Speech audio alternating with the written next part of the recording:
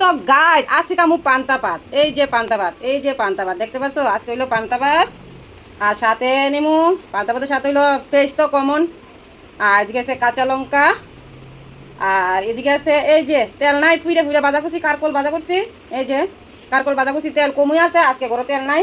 আর একটা এই যে দেখছেন ফুটি মাছ, এটি মানে সিদ্ধ করছি হলুদ দিয়ে, মানে জাস্ট একটু মজাইছি, ঠিক আছে। তো এখানে আছে ফুটি মাছ, তো দেখতে পাচ্ছেন একটা ফুটি মাছ আছে, ওই দেখুন বসে একটা না ফুটি মাছ। আর এখানে আছে এই দেখেন এক সিল লেবু আছে। আর এখানে একটা আছে স্পেশাল জিনিস, গুদক, গুদক, এই যে গুদক দেখতে পাচ্ছ, গুদক। তো আজকে আমি এগুলা জিনিস দিয়ে খাইলাম, তোমরা দেখতে থাকো। আর সাথে তো আছে লবণ, এটা তো থাকবোই লবণ, এই যে লবণ থাকবো, ঠিক আছে। আমি আজকে এই যে পান্তা ভাত দিয়ে সকালের জল খাবার খাইলামও, কিন্তু খুবই খুবই খুবই খুবই ভালো।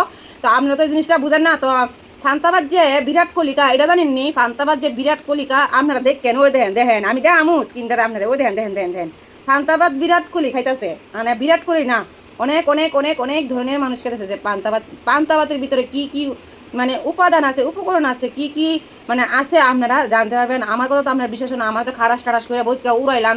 তো আপনারা ওই দেখেন যে পান্তাবাদ খেলে